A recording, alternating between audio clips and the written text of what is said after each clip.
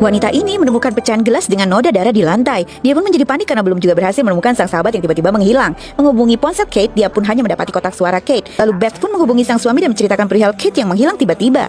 Rob suaminya bertanya apakah dia minum tadi malam. Beth pun mengatakan jika dia memang minum tadi malam dan dia tak ingat apapun setelah itu. Saat Rob bertanya apa rencana mereka hari itu, Beth berkata jika mereka harusnya ikut tur sepeda. Suaminya pun mencandainya jika itu sebabnya Kate menghilang. Seharusnya kau bilang hari ini kalian akan tur belanja, canda Rob. Lalu bertanya apakah mereka bertengkar. Beth pun mengatakan mereka sama sekali baik-baik saja.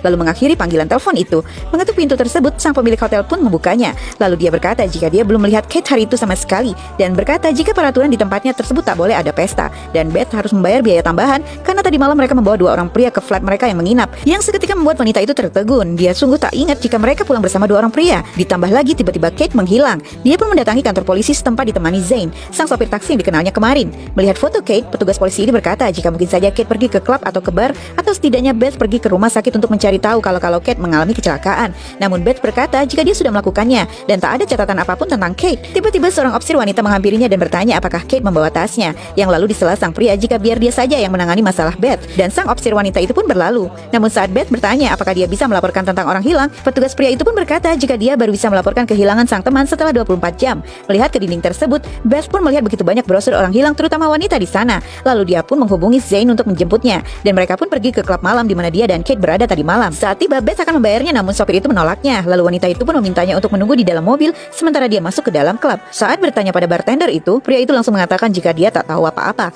Tiba-tiba Zane muncul dan menghampiri sang bartender. Mereka berbicara dalam bahasa Arab. Beth hanya terdiam, dan saat berjalan keluar, Zane pun berkata jika dua orang pria yang bersama mereka tadi malam adalah lelaki sewaan yang disewa untuk menemani mereka. Terkejut, Beth pun berkata jika dia tak pernah menyewa orang-orang itu, maka temanmu pasti yang menyewa mereka, jawab Zane. Seketika Beth pun teringat akan ucapan Kate yang mengatakan jika dia harus bersenang-senang malam itu, di mana dia mungkin ingin membebaskan kebuntuannya. Beth pun tak habis pikir, lalu dia pun kembali ke apartemennya. Menghubungi sang suami, Beth pun benar-benar merasa sangat khawatir dengan Kate. Dia merasa ada sesuatu yang tak beres terjadi pada Kate. Namun sang suami menghiburnya dengan menunjukkan foto buah hati mereka dan menceritakan keseruan bersama sang bocil. Beth pun cukup terhibur, lalu mereka pun mengakhiri percakapan itu. Saat terbangun, Beth pun mencoba mencari tahu dari medsos klub malam tersebut tentang pengunjung pria yang menemani mereka malam itu.